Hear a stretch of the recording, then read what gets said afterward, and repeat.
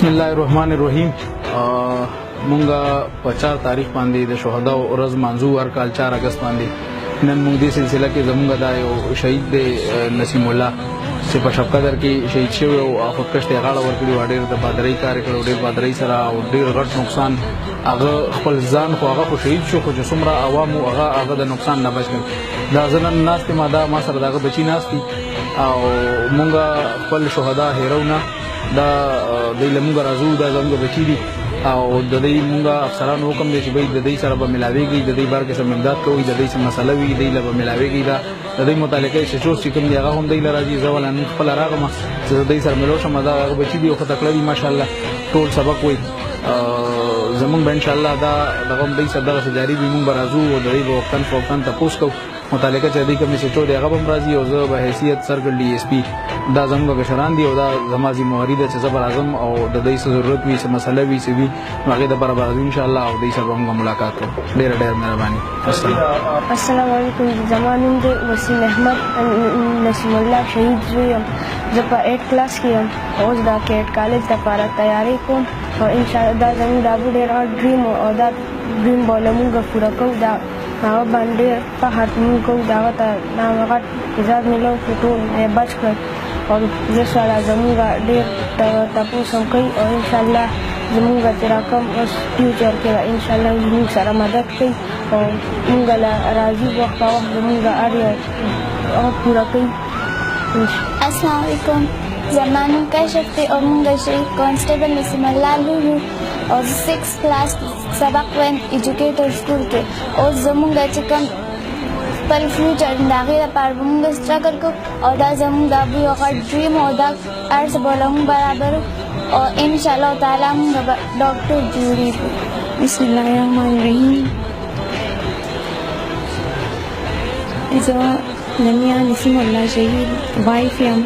هغوی چې کوم قربانۍ د خپل ملک دپاره خپل عوام دپاره ورکړي دي هغه خو بېشکه بې مثاله دي، خو هغوی کې چې کوم موږ سره د هغوی پولیس فورس کم پولیس ډپارټمنټس موږ سره په هغه ټایم کې کم هیلپ کړی دی، کم زموږ مشکلاتو ټایم کې، کم زموږ د افغان ټایم کې چې موږ ته د هغوی د حوصلې ضرورت او هغوی خپل بھرپور امداد موږ سره کړی دی او زموږ یې هیلپ کړی دی او زموږ یې نور هم حوصله بڑھاو کړی ده. زموږ دا ماشومان چې کم دي نو دی به انشاءالله هم د دې پولیس ډپارټمنټ په وجه باندې هم مخکې ځي او د دې په هیلپ او د دې په پوره کوپریشن سره به دی هم د دې پولیس ډپارټمنټ یو حصه جوړیږي او د خپل عوام او د خپل قوم خدمت وکړي او د هغوی په کار به راځي څنګه چې د دې پلار نسیم الله شهید د خپل عوام او د خپل قوم د خپل جان نذرانه پیش کړی وه.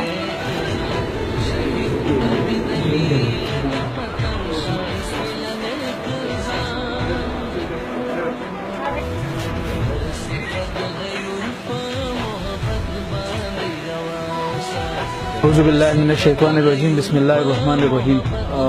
څنګه چې تاسو ته پته ده موږ هر کال د خپلو شهیدانو ورځ مانځو په 4 اگست باندې.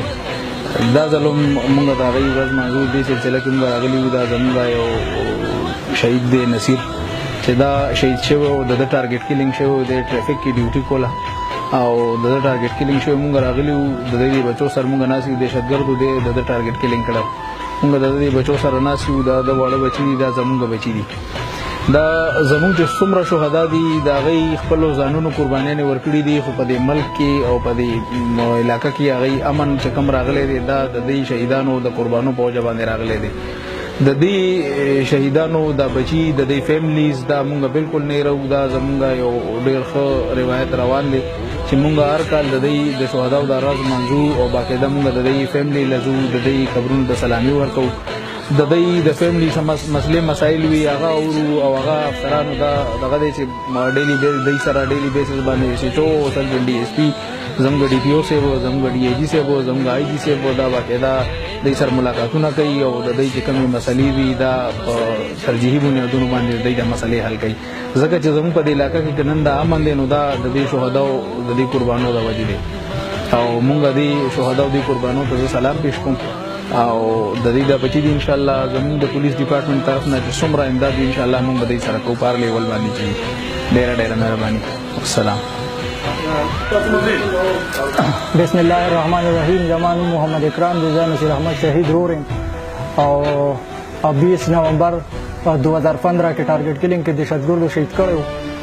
دا د هغه واړه بچي دي، دوی سره پولیس چې کوم دی نو ډېر زیات خیال یې ساتي.